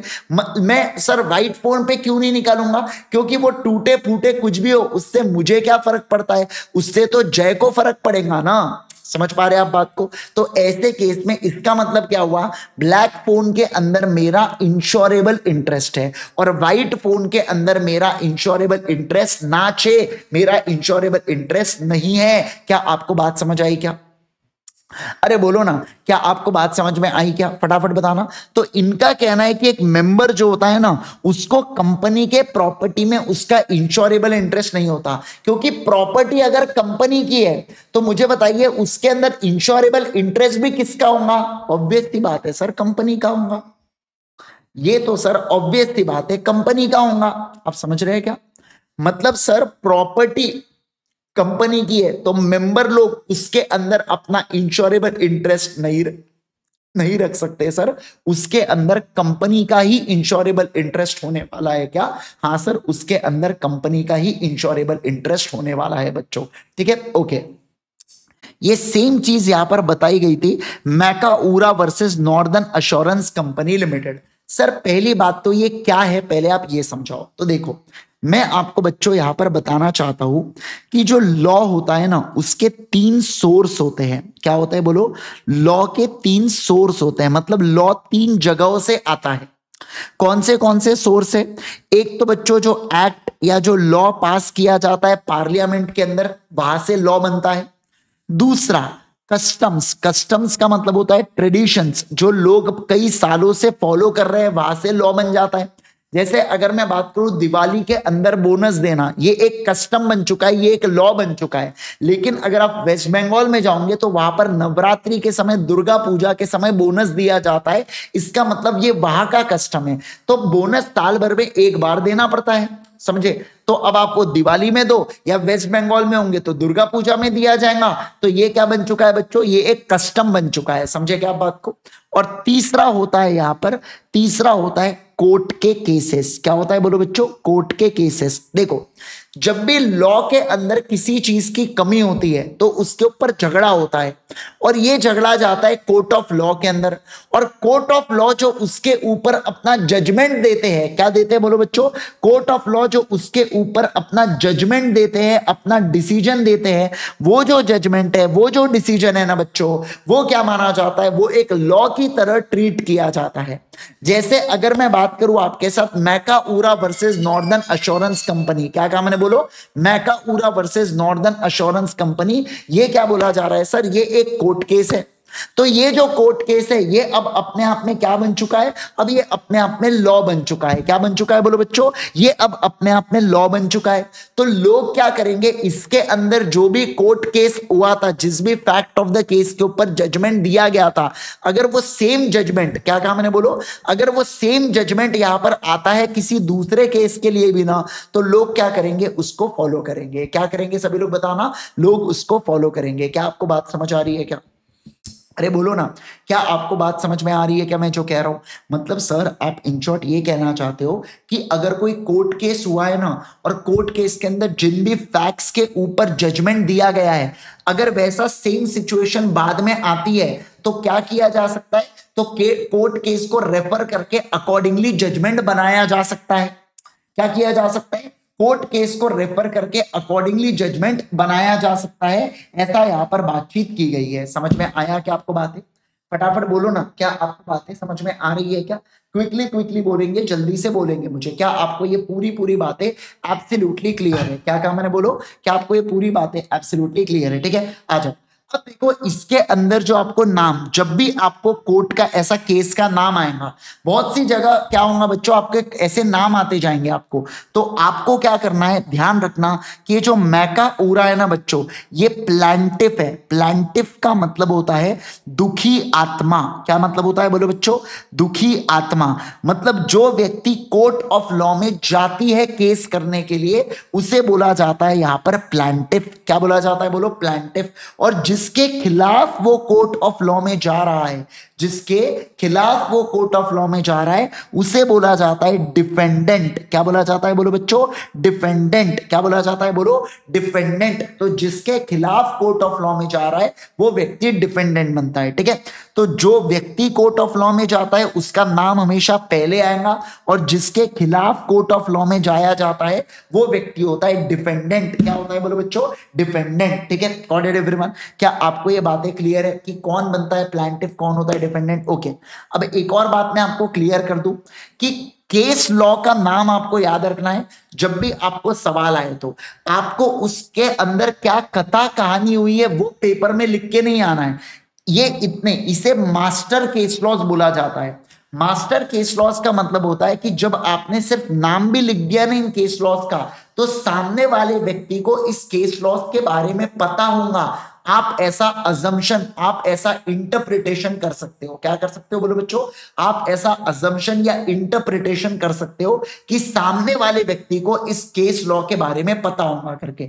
मतलब आपको इसके अंदर की कहानी लिखने की जरूरत नहीं है। क्या कहा मैंने? बोलो, इसके अंदर की कहानी लिखने की जरूरत नहीं है। क्या आपको ये बात समझ गई? बोलो फटाफट, क्या आपको ये बातें एब्सोल्युटली क्लियर है क्या? जल्दी से बोलो ना, बोलते नहीं आप लोग। यस सर, क्या ये चीजें एब्सोल्युटली क्लियर? फटाफट बोलो ना, क्या ये चीजें आपको एब्सोल्युटली क्लियर है ना? चलिए सर आ जाएंगे, अब ध्यान देंगे पॉइंट के ऊपर, अब समझना एकदम बढ़िया से पॉइंटर्स को। ठीक है, सुनो, अब मैं आपको इस केस लॉ के अंदर क्या हुआ मैं आपको वो समझाता हूं। ठीक है, आओ देखो यहां पर। सर ये व्यक्ति है मैका ऊरा। मैका ऊरा को हाय बोलेंगे सभी लोग। रिकॉर्डेड वाले तुम जो लेट लेट के मुझे देख रहे हो बेटा, तुम भी चश्मिश जो मुझे देख रहे हो सफेद टी शर्ट पहन के, तुम भी है ना, तो तुम भी क्या करोगे? तुम भी इसको हाय बोलोगे। सभी लोग मैका ऊरा को हाय बोलेंगे। ठीक है, मैका ऊरा हमारा एकदम हीरो है बेटा इस कहानी का। देखो क्या हो रहा है मैका ऊरा के साथ, सुनो ना। मैका ऊरा ने क्या किया? मैका ऊरा की पहले सोलो प्रोप्राइटरशिप की कंपनी थी जिसके अंदर वो टिम्बर, ध्यान रखना, टिम्बर, ठीक है ना, ये एक लकड़ी का प्रकार होता है बच्चों, लड़की नहीं लकड़ी का प्रकार होता है। और ये क्या करता है? ये उसको मार्केट में बेचता है। ठीक है, फिर बाद में मैका ऊरा ने क्या किया? अपने इस प्रोप्राइटर बिजनेस को कंपनी में कन्वर्ट कर दिया, और कंपनी का वो बन जाता है क्रेडिटर। क्रेडिटर का मतलब मेंबर भी बन जाएगा और क्रेडिटर भी बन रहा है। मेंबर मतलब कंपनी के शेयर्स उसके पास है, और क्रेडिटर मतलब क्या हुआ? क्रेडिटर मतलब वो कंपनी को माल सप्लाई करता है, वो कंपनी को गुड्स सप्लाई करता है, और कंपनी क्या करती है? उस गुड्स को मार्केट में सेल करती है। क्या करती है बोलो बच्चों? उस कंपनी को यहां पर सेल करती है। समझ में आ रहा है क्या आपको बातें? मतलब मैका ऊरा ने एक कंपनी बनाई, कंपनी के शेयर उसके पास है, मतलब वो मेंबर भी है, और वो कंपनी को माल सप्लाई करता है, गुड सप्लाई करता है, मतलब वो कंपनी का क्या हुआ यहां पर? कंपनी का क्रेडिटर भी हुआ। ओके, अब इसी प्रकार एक बार क्या हुआ था कि जो गुड्स है बच्चों, जो गुड्स है, जो लकड़ी है ना, जो लकड़ियां है उसके ऊपर, जो ये मान लो एग्जाम्पल के लिए ये लकड़ियां है, ठीक है ना, तो ये जो लकड़ियां है ना, इसके ऊपर जो इंश्योरेंस निकाला हुआ है वो किसका निकाला हुआ है? मैका ऊरा के नाम से निकला हुआ है। अब मैका ऊरा इस लकड़ियों को सेल कर देता है कंपनी को, और ये कंपनी के कहां पर पड़ा है, ये कंपनी के गोडाउन में पड़ा है। और क्या होता है बच्चों, और मान लो इस गोडाउन में आग लग जाती है, और आग लगने के कारण ये जितनी भी लकड़ियां है ना, ये जल के खाक हो जाती है। देखो काली काली हो गई, जल के खाक हो गई। समझ गए क्या बात को? क्या हो गई बोलो बच्चों? जल के खाक हो गई। अब ऐसे केस के अंदर मैका ऊरा कहता है, अरे कोई टेंशन की बात नहीं है, अपना तो लकड़ियों के ऊपर इंश्योरेंस निकाला हुआ है, और अगर अपना कंपनी का और अगर मेरा इंश्योरेंस निकाला हुआ है लकड़ियों के ऊपर, तो इस केस में क्या होगा, इस केस के अंदर ये जितनी भी लकड़ी जली है, मान लो जैसे 20 लाख की लकड़ियां जल गई, तो इंश्योरेंस कंपनी जो है ना, वो इंश्योरेंस कंपनी क्या करेंगी, मुझको 20 लाख रुपए पे करेंगी। क्या करेंगे बोलो बच्चों? मुझे 20 लाख के ऊपर पे करेंगी। तो सवाल क्या बनता है, सवाल यहां पर यह बनता है कि क्या इंश्योरेंस कंपनी 20 लाख रुपए मैका ऊरा को देंगी या नहीं देंगी? मैं आपसे यह पूछना चाहता हूं कि क्या इंश्योरेंस कंपनी मैका ऊरा को 20 लाख रुपए देंगी या नहीं देंगी करके, क्या कहना है आपका? बोलो बच्चों, क्या कहना है आपका? फटाफट जल्दी से बताएंगे मुझे, देंगी या नहीं देंगी करके। श्रेयांश कह रहा है नहीं, यानिका कह रही है नहीं, विधि भी कह रही है नहीं, डोरेमोन कह रहा है नहीं, जिनकल पटेल कह रहे हैं नहीं, झिलमिल कह रहे हैं नहीं, अल्फिया, आलिया बोलूंगा मैं आपको बेटा, अल्फिया एफ डाल के बड़ा अजीब सा हो रहा है वो, है ना, तो आलिया बोलूंगा मैं आपको। तो ये जो आलिया है वो भी कह रही है नहीं, हिमांशी, सभी कह रहे हैं नहीं नहीं नहीं सर, यहाँ पर नहीं। तो मुझे एक बात बताइए, यहाँ पर क्यों नहीं सर? क्योंकि देखो ये प्रॉपर्टी किसकी है सर? ये प्रॉपर्टी तो कंपनी की है ना, और अगर ये प्रॉपर्टी कंपनी की है तो इस केस के अंदर इंश्योरेंस किसने निकालना चाहिए? कंपनी ने निकालना चाहिए। इंश्योरेंस किसने निकाला है? मैका ऊरा ने निकाला है। क्या मैका ऊरा का कंपनी के प्रॉपर्टी के अंदर, कंपनी के प्रॉपर्टी के अंदर इंश्योरेबल इंटरेस्ट होता है क्या? नहीं सर। जब प्रॉपर्टी कंपनी की है तो इंश्योरेबल इंटरेस्ट भी किसका होगा? कंपनी का होगा। मतलब कंपनी के प्रॉपर्टी को कुछ होने से क्या मैका ऊरा के दिल की धड़कनें तेज होती है क्या? नहीं सर, नहीं होती है। इस बात का आपको ध्यान रखना है। यानी कि इंश्योरेबल इंटरेस्ट मना कर देंगी 20 लाख रुपयों को देने से। क्या कहा मैंने? बोलो, इंश्योरेंस कंपनी मना कर देंगी यहां पर क्या, इसको देने से, पैसे को देने से। क्या आपको ये बातें समझ में आई क्या? तो देखो यहां पर क्या, Macaura was holder of nearly all except one share of timber company. मतलब क्या है कि टिम्बर कंपनी के शेयर्स को ये होल्ड करता है, मतलब ये ओनर है। He was also major creditor of the company. मतलब कंपनी को माल भी सप्लाई कौन करता है? मैका ऊरा करता है। एम ने इंश्योर किया, मतलब मैका ऊरा ने इंश्योर किया कंपनी के टिम्बर को खुद के नाम पर, खुद के नाम पर उसने क्या किया? इंश्योरेंस निकाला। ठीक है, ओके। अब timber was lost in a fire. अब क्या हुआ यहां पर? जो टिम्बर है बच्चों वो फायर में लॉस्ट हो गया। अब एम ने यहां पर इंश्योरेंस का कंपनसेशन मांगा, पर हेंस यहां पर हेल्ड हुआ कि इंश्योरेंस कंपनी यहां पर लायबल नहीं होंगी, है ना, to him as the share holder has do not have any right against the property owned by the company. मतलब क्या कि शेयर होल्डर्स का ध्यान रखना है, यहां पर कोई भी लीगल या इक्विटेबल इंटरेस्ट नहीं होता कंपनी के प्रॉपर्टी के अंदर। कोई भी उसका इंटरेस्ट होने वाला है क्या? नहीं सर, उसका कोई भी इंटरेस्ट यहां पर नहीं होने वाला है। इस बात का आपको क्या रखना है बच्चों? इस बात का आपको ध्यान रखना है। समझ में आया क्या? मगज में आया क्या? बोलो ना, समझ में आया क्या? मगज में आया क्या? हाँ सर आ गया। क्या कहा मैंने? बोलो हाँ सर आ गया करके। ठीक है, चलो क्या मैं आगे बढ़ू क्या? सभी लोग फटाफट बताएंगे क्या मैं आगे बढ़ू क्या? जल्दी जल्दी बोलेंगे, क्विकली क्विकली बोलेंगे मुझे, है ना? यस। तो सर हम लोगों ने यहाँ पर क्या पढ़ा कि सर हम लोगों ने पढ़ा कि कंपनी की यहाँ पे सेपरेट आइडेंटिटी होती है फ्रॉम द मेंबर्स। कंपनी खुद के नाम पर प्रॉपर्टी खरीद सकती है और कंपनी का उसके अंदर खुद का इंश्योरेबल इंटरेस्ट होता है। मेंबर का कंपनी के प्रॉपर्टी के अंदर इंश्योरेबल इंटरेस्ट नहीं होता। ऐसा हम लोगों ने पढ़ा Macaura versus northern assurance company limited के केस के अंदर हम लोगों ने पढ़ा है पूरा पूरा। ठीक है, गॉट इट एवरीवन? क्या सभी लोगों को ये बातें क्लियर हो गई क्या? बोलो ना जल्दी से मुझे, है ना? यस। तो क्या मैं ऐसा बोल सकता हूं, कंपनी या मेंबर्स, लिखो यहां पर क्या रहेगा अपना, company has distinct identity, company has distinct identity, company has distinct identity from members or person who incorporated it. दूसरा, it can own asset, it can own asset, incur liability, it can own asset, incur liability, incur liability, it can own asset, incur liability, and enter into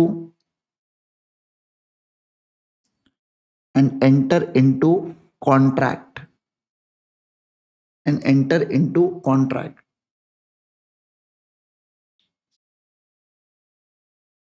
Next,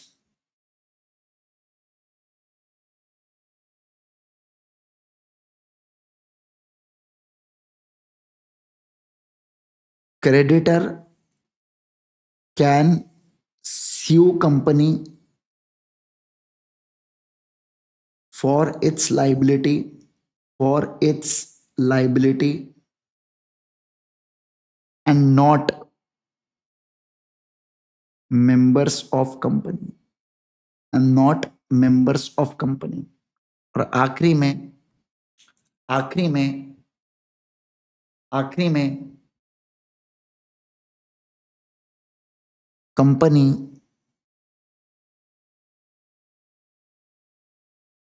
company do not have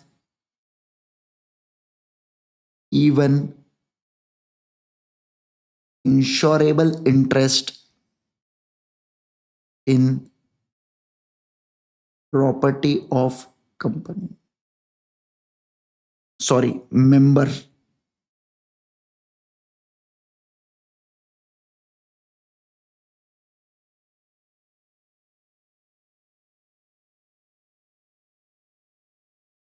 Member do not have insurable interest in the property of company.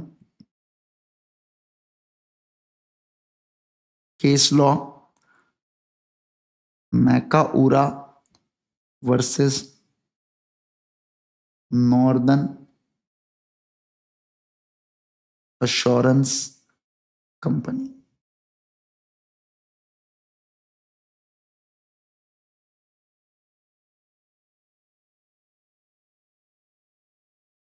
Macaura versus Northern Assurance Company. Macaura versus Northern Assurance Company.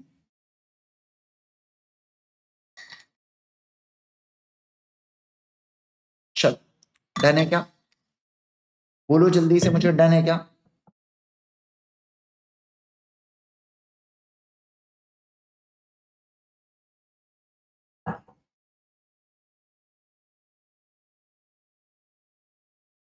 चलिए आइए आगे बढ़ेंगे next वाले point के ऊपर, ठीक है? चलो लेट्स गो सेकेंड पॉइंट के ऊपर चले बच्चों। सेकेंड पॉइंट अब मैं आपको पढ़ाने जा रहा हूं, और दूसरा जो पॉइंट है वो बात करता है किसके बारे में बच्चों? परपेचुअल सक्सेशन के बारे में। किसके बारे में सभी लोग बताना मुझे? सेकेंड पॉइंट यहां पर बात करता है परपेचुअल सक्सेशन के बारे में, ठीक है? आ जाएंगे, सेकेंड पॉइंट लिखो।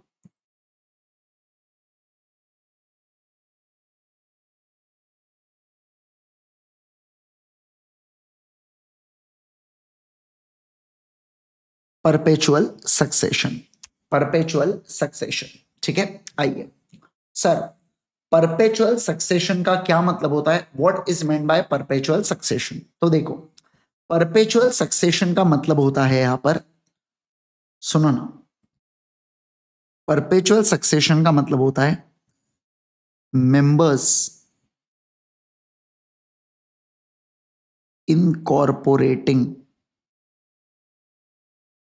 कंपनी में come and go,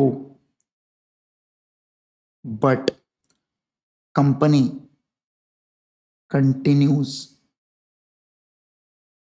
until it is wound up by act। मतलब इसका कहना है कि जो मेंबर्स होते हैं ना, वो आते जाते रहेंगे, पर इससे कंपनी के अस्तित्व के ऊपर कोई फर्क पड़ेगा क्या? नहीं सर, इसके ऊपर कंपनी के अस्तित्व के ऊपर कोई फर्क नहीं पड़ेगा। देखो मैं आपको बताऊंगा यहां पर रिलायंस इंडस्ट्रीज लिमिटेड के बारे में हम थोड़ा सा कुछ जानेंगे, ठीक है। अगर रिलायंस इंडस्ट्रीज लिमिटेड के बारे में हम लोग जानना चाहे, विकी से पूछते हैं, विकी बताओ मुझे रिलायंस इंडस्ट्रीज लिमिटेड क्या है। तो देखो पहले इसे फॉर्मल, इसका पहले के कुछ नाम थे, रिलायंस टेक्सटाइल इंजीनियर्स, ऐसा ऐसा कंपनी, पब्लिक कंपनी है। अब देखो फाउंडेड कब हुआ था? 1958 के अंदर। देखो फाउंडर कौन था? देखो ना फाउंडर कौन था? धीरूभाई अंबानी इसके फाउंडर थे। कौन थे बोलो बच्चों? धीरूभाई अंबानी इसके फाउंडर थे। समझे क्या आप बात को? तो धीरूभाई अंबानी रिलायंस इंडस्ट्रीज के फाउंडर है। मुझे बताइए क्या आज धीरूभाई अंबानी है क्या? क्या धीरूभाई अंबानी आज इस दुनिया में है क्या? नहीं सर, नहीं है। पर फिर भी क्या रिलायंस इंडस्ट्रीज लिमिटेड चल रही है क्या? हाँ सर चल रही है। मेरा कहना है कि धीरूभाई अंबानी जी नहीं है तो इस केस के अंदर एक काम करो ना, कंपनी को भी बंद करो। सर मैं आपको एक बात बताऊं, आप कंपनी को बंद नहीं कर सकते। कंपनी को मेंबर से कोई फर्क नहीं पड़ता, मेंबर तो आते जाते रहेंगे, पर कंपनी जो है ना वो चलती रहेंगी, चलती रहेंगी, चलती रहेंगी, चलती रहेंगी। समझे क्या? कंपनी को आप जब तक लॉ के द्वारा, अगर कंपनी को बनाया लॉ ने है तो उसको मिटा भी कौन सकता है? केवल और केवल लॉ मिटा सकता है। यानी मैं ये कहना चाहता हूं कि कंपनी को अगर बाउंड अप करना है, क्या करना है बोलो बच्चों? बाउंड अप करना है, तो उस केस के अंदर कौन मिटाएगा इसको? केवल और केवल लॉ मिटाएगा इसको। कौन मिटाएगा इसको बोलो बच्चों? लॉ मिटाएगा इसको। क्या आपको ये बातें समझ में आ रही है क्या? अरे बोलो ना जल्दी से मुझे, क्या आपको ये बातें समझ में आ रही है क्या? तो मैंने सर ये कह दिया कि कंपनी को बनाने वाला लॉ है तो उसको मिटा भी केवल लॉ सकता है। कंपनी के जो शेयर्स है वो इनफाइनाइटली हैंड्स को चेंज करेंगे, बट इससे कोई फर्क नहीं पड़ता है कंपनी के अस्तित्व के ऊपर। बस इतनी बात यहां पर बोली गई है, ठीक है। देखो यहां पर कंपनी में डाई और change, but company goes on until it is wound up on the ground specified by the act. मतलब एक्ट के अंदर कुछ ग्राउंड्स बता के रखे, कुछ चीजें बता के रखी है जिसके तहत कंपनी को आप बंद कर सकते हो, ठीक है ना। तो उसके बस उन्हीं रीजंस के तहत आप कंपनी को बंद कर सकते हो। उसके अलावा क्या कहा मैंने बोलो? उसके अलावा यहां पर आप इसको कर सकते हैं क्या? नहीं सर, नहीं कर सकते। अब द शेयर्स ऑफ कंपनी में change the hands infinitely. Infinitely का मतलब क्या होता है कि मैं शेयर्स को बेचूं, मान लो पवन को, पवन इसको बेचे जय को, जय इसको बेचे जिनकल को, जिनकल इसको बेचे विधि को, विधि इसको बेचे आलिया को। अरे भैया हजारों लोगों को आप शेयर्स को बेच दो, इससे कोई फर्क नहीं पड़ता। इससे कंपनी के एग्जिस्टेंस के ऊपर कोई आंच नहीं आता है, कोई फर्क नहीं पड़ता है। समझे क्या? तो कंपनी जो है ना बच्चों वो चलती रहने वाली है क्या? हाँ सर, जो कंपनी है ना वो चलती रहने वाली है, इस बात का आपको ध्यान रखना है। अब देखो, since company is artificial person created by law, law alone can bring an end to its life. मतलब कंपनी को अगर लॉ ने लाया है ना तो लॉ ही उसको बंद कर सकती है। Its existence does not affect by death या insolvency of the member. Death का मतलब होता है मेंबर की मृत्यु, और इंसॉल्वेंसी का मतलब होता है मेंबर का दिवाला निकल जाना। क्या निकल जाना बोलो? दिवाला निकल जाना। मतलब लोग इंसॉल्वेंट हो जाते हैं, बर्बाद हो जाते हैं। जब किसी व्यक्ति की लाइबिलिटी ग्रेटर देन असेट होती है, प्लस वो व्यक्ति अनेबल टू पे ड्यूज, मतलब वो ड्यू पे करने के लिए एलिजिबल ही नहीं होता, उसके पास पैसा ही नहीं है, उसकी नियत ही नहीं है, तो उस केस के अंदर उसे इंसॉल्वेंट डिक्लेयर कर दिया जाता है, उस व्यक्ति का दिवाला निकल जाता है। तो मैं कहूंगा कि वो मेंबर दिवाला हो जाए या उसकी डेथ हो जाए, उससे कोई फर्क नहीं पड़ता, उससे कोई फर्क नहीं पड़ता। सर एक बात ध्यान रखना, एक बार आप इंसॉल्वेंट हो गए या मान लो डेथ भी हो गई तो कंपनी बंद होने वाली है क्या? नहीं। जैसे देखो सर, कंपनी के 7 मेंबर्स थे और सातों के सातों मर गए एयरक्राफ्ट का एक्सीडेंट के कारण। तो मुझे बताइए क्या कंपनी जो है चलते रहने वाली है या बंद हो जाएंगी? तो कंपनी सर चलती रहेंगी, दूसरे लोग आके कंपनी को चलाएंगे। समझे क्या?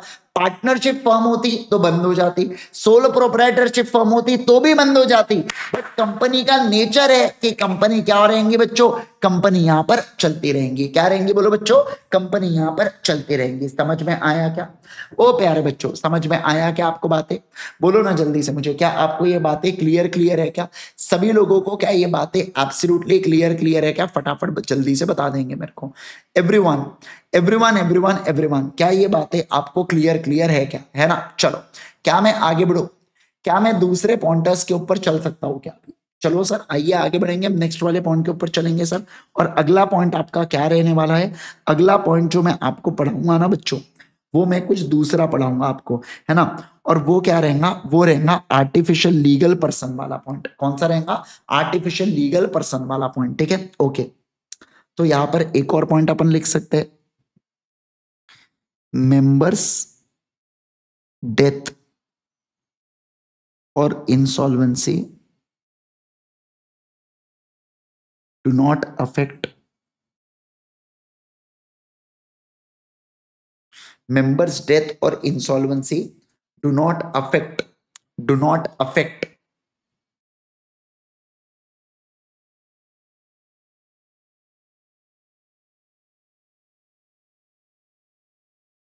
continuation of business, do not affect continuation of business, do not affect continuation of business, continuation of business।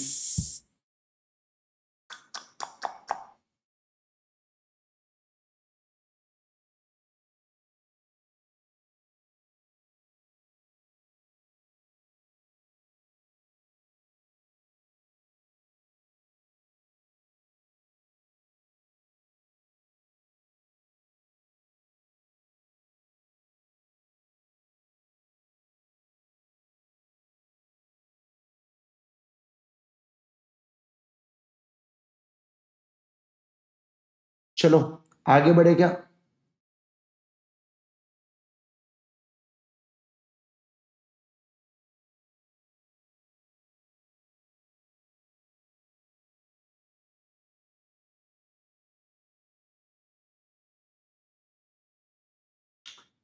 Okay sir,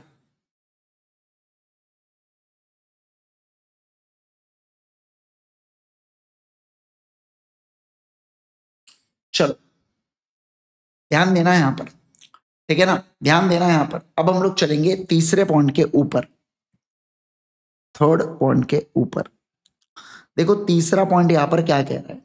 तीसरा पॉइंट यहां पर बात कर रहा है आर्टिफिशियल लीगल पर्सन के बारे में, ठीक है। आओ सर, ये लिमिटेड लाइबिलिटी वो अपन बाद में कल कवर करूंगा, अभी मैं आज आपको आर्टिफिशियल पर्सन कवर कराऊंगा, ठीक है। देखो यहां पर आर्टिफिशियल लीगल पर्सन लिखो, आर्टिफिशियल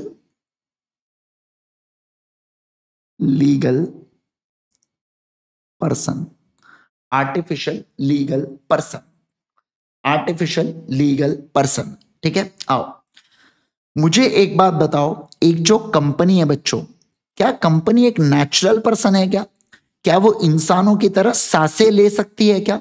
नहीं सर, कंपनी जो है ना, ये नेचुरल पर्सन तो बिल्कुल भी नहीं है, ये लॉ के द्वारा क्रिएटेड है। कैसा क्रिएटेड है बोलो? लॉ के द्वारा क्रिएटेड है। तो इसे क्या बोला जाता है? इसे आर्टिफिशियल पर्सन कहा जाता है। ओके सर, आर्टिफिशियल पर्सन है मतलब क्या? कंपनी खुद के नाम पर क्या प्रॉपर्टी खरीद सकती है क्या? हाँ सर, कंपनी जो है ना, इट कैन ओन, क्या बोलूंगा मैं, बोलो, कंपनी जो है ना, इट कैन ओन प्रॉपर्टी। ये पॉइंट कहीं तो भी पढ़ा हुआ है ना। इट कैन इनकर liability,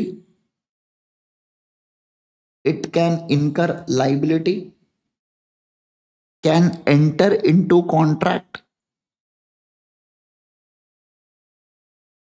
enter into contract, can be sued, can be sued or can sue others। Sir ये sue का मतलब क्या होता है? sue का मतलब होता है केस करना, ठीक है ना। तो ये आपको लगता नहीं क्या जो अपना पहला पॉइंट था सेपरेट लीगल एंटिटी है, उसके जैसा मैचिंग मैचिंग है करके? हाँ, तो ये जो पॉइंट है ना, सेपरेट लीगल एंटिटी का ही एक्सटेंशन वाला पॉइंट है। क्या कहा मैंने, बोलो? ये जो पॉइंट है, ये सेपरेट लीगल एंटिटी का ही एक्सटेंडेड वाला पॉइंट है, ठीक है ना। ये कहता है कि कंपनी जो है ना, ये एक आर्टिफिशियल पर्सन होता है, यहां पर इसको लॉ क्रिएट करता है, बट इसके पास पूरे राइट्स होते हैं इंडिविजुअल जैसे। कंपनी खुद के नाम पर प्रॉपर्टी, बैंक अकाउंट, लोन और ये सारी चीजें कर सकता है। इवन जो मेंबर्स है ना वो कॉन्ट्रैक्ट भी कर सकते हैं कंपनी के साथ और यहां पर इनकर कर सकते हैं लाइबिलिटी। कंपनी केस कर सकता है और खुद के नाम पर कंपनी के ऊपर भी केस किया जा सकता है और सारी चीजें हो सकती है क्या? बिल्कुल बिल्कुल। बस ये शादी नहीं कर सकता, जेल नहीं कर सकता, एक लर्न प्रोफेशन की तरह प्रैक्टिस नहीं कर सकता सर, ये सारी चीजें कंपनी नहीं कर सकता, ऐसा इनका कहना है।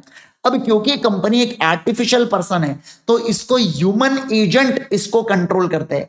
मतलब जो डायरेक्टर्स होते हैं ना कंपनी के, जो कंपनी के मैनेजमेंट के अंदर लोग होते हैं उन्हें डायरेक्टर्स बोला जाता है। और वो जो डायरेक्टर्स है ना वो कंपनी के एजेंट के तौर पर काम करते हैं। मतलब वो कंपनी के बिहाफ में डिसीजन लेते हैं, कंपनी के बिहाफ में कॉन्ट्रैक्ट में एंटर करते हैं, लेकिन उसके लिए लायबल कौन होता है बच्चों? उसके लिए लायबल कंपनी ही होती है। कौन लायबल होता है बोलो बच्चों? उसके लिए लायबल कंपनी ही होती है। इस बात का आपको ध्यान रखना है। मतलब सर इनका क्या कहना है? इनका कहना है कि ये जो कंपनी है ना आप इसी तरीके से बनाना जो मैं बना रहा हूं अभी, ठीक है? सुनो, इनका कहना है सर कि ये जो कंपनी है, ये कंपनी है ना, हाँ, ये जो कंपनी है, ये कंपनी जो है ना सर, ये क्या करती है? इसको चलाने वाले, इसको कंट्रोल करने वाले कौन होते हैं? इसके ह्यूमन एजेंसी, ह्यूमंस होते हैं, ह्यूमन एजेंसी, जिन्हें हम लोग बोलते हैं डायरेक्टर्स। क्या बोला जाता है बोलो बच्चों? डायरेक्टर्स। जैसे Mukesh Ambani is one of the director of company, समझे क्या आप बात को? है ना? इसी प्रकार से जितने भी, जैसे अगर आपने बोट का जो फाउंडर है बच्चों यहाँ पर, वो क्या नाम है उनका, कौन सा गुप्ता है ना यार, मैं भूल रहा हूँ नाम थोड़ा सा, है ना, अमन गुप्ता। तो जो अमन गुप्ता है ना बच्चों, वो भी डायरेक्टर है किसका? बोट कंपनी का। किसका? बोट कंपनी का। तो जो डायरेक्टर्स है ना वो क्या करते हैं बच्चों? वो कंपनी के बिहाफ में डिसीजन लेते हैं। क्या लेते हैं बोलो? डिसीजन लेते हैं। और इन डिसीजन से बाउंड कौन होता है सर? इन डिसीजन से बाउंड होता है यहां पर कंपनी। कौन बाउंड होता है बोलो बच्चों? कंपनी। सर इंडिविजुअल पर्सन को डायरेक्टर बोला जाता है और जितने भी डायरेक्टर्स है सारे लोगों के झुंड को या सारे लोगों के ग्रुप को बोला जाता है बोर्ड ऑफ डायरेक्टर्स। क्या बोला जाता है बोलो बच्चों? Board of directors. क्या बोला जाता है बोलो? Board of directors. क्या आपको बातें समझ आई क्या? तो मैंने क्या कह दिया? मैंने ये कह दिया, अब आओ मैं आपको पढ़ाता हूं। सर कंपनी जो है ना ये आर्टिफिशियल पर्सन है जिसको क्रिएट किया जाता है बाय अ प्रोसेस, लॉ की प्रोसेस से, पर अदर देन नेचुरल बर्थ। वाह क्या जबरदस्त यहाँ पर बातचीत बोली गई है ना, मतलब हमको तो पता ही नहीं था सर। आओ अगला। इट इज अ लीगल और judicial as it is created by law. मतलब एक ये लीगल प्रोसीजर से क्रिएट किया जाता है। It is a person since it is cloth with an rights of an individual. ये एक पर्सन की तरह होते हैं क्योंकि जो इंडिविजुअल के राइट्स होते हैं ना सर, वो सेम राइट यहां पर किसको दिए जाते हैं? वो कंपनी को भी दिए जाते हैं। ठीक है, अब देखो further. Company being a separate legal entity, it can own a property, have banking account, raise loans, incur liability, enter into a contract. Even members can contract with the company, acquire right against it, or incur liability to it. It can even sue or be sued in the own name. It can do everything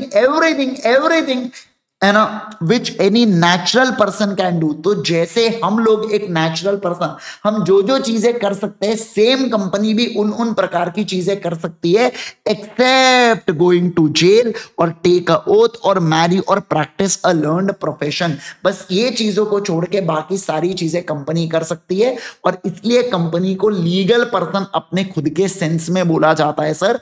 natural person इसे नहीं कहा जाता, इसे legal person कहा जाता है। समझे क्या? ओके सर, अगला। As company is an artificial person, it can act only through some human agency. मतलब only through some human form of persons, human agency जिसको बोला गया है, that is directors. Company can control, the directors can control the affairs of the company. Affairs of the company मतलब company के जो कामकाज है ना उसको कौन कंट्रोल करता है? उसको डायरेक्टर कंट्रोल करते हैं। कौन कंट्रोल करता है बोलो बच्चों? उसको डायरेक्टर कंट्रोल करते हैं। कौन करता है बोलो? डायरेक्टर कंट्रोल करते हैं। ठीक है ना? and act as its agency, but they are not the agents of the members of company. But क्या बोला, बट क्या नहीं है वो बच्चों, बट वो agent of the members, but वो मेंबर्स के एजेंट है क्या?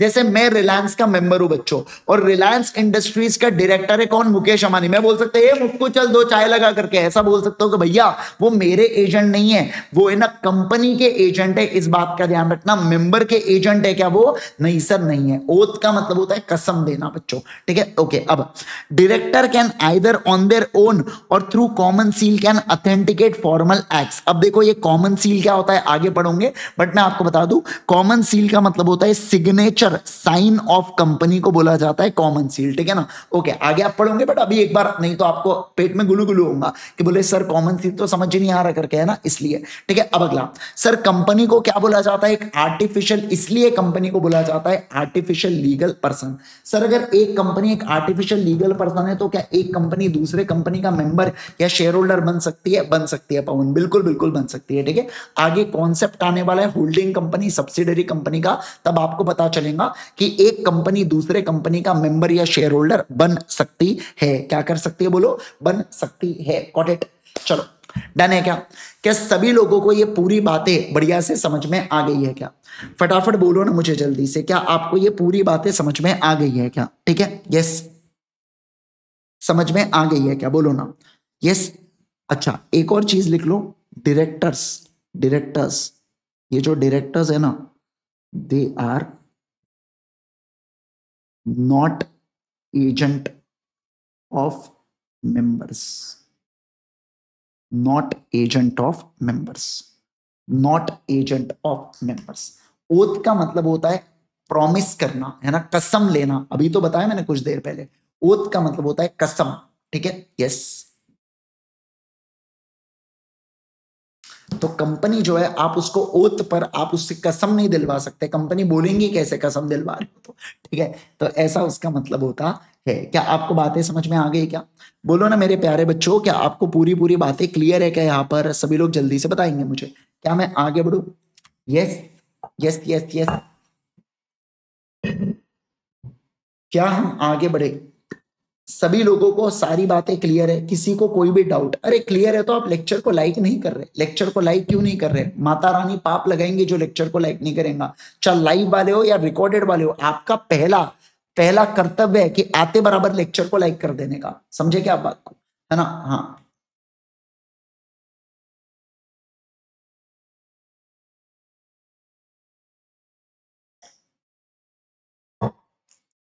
चलो okay okay okay okay everyone. तो आज के लिए अपन करेंगे केवल और केवल इतना, है ना। कल हम लोग इसके फीचर्स को कंटिन्यू करेंगे। तो अभी आपका काम होगा, अगर आपके नोट्स अभी तक नहीं हुए लिख के, तो आप इसको क्या करेंगे बच्चों, आप इसको कॉपी करेंगे। मैंने लेक्चर्स ट्रैकर में इसको अपडेट कर दिया हूँ, ठीक है। आप लेक्चर ट्रैकर में जाएंगे, साइड में आपको लिंक नजर आ रही होंगे, उसके ऊपर क्लिक करना, आप उसको क्या कर पाएंगे, आप उसको देख पाएंगे। समझ में आ रहा है कि आपको बातें? यस। और वो सारे बच्चे जिन्होंने अभी तक क्लास को एनरोल नहीं किया है बच्चों, तो आप क्लास को, अगर आपको ये यूट्यूब के ऊपर जितने भी मैं डेमो लेक्चर्स ले रहा हूँ ये आपको पसंद आ रहे हैं, तो आप हमारे क्लास को एनरोल कर सकते हैं ultimatecA.com के ऊपर जाकर, ठीक है ना। तो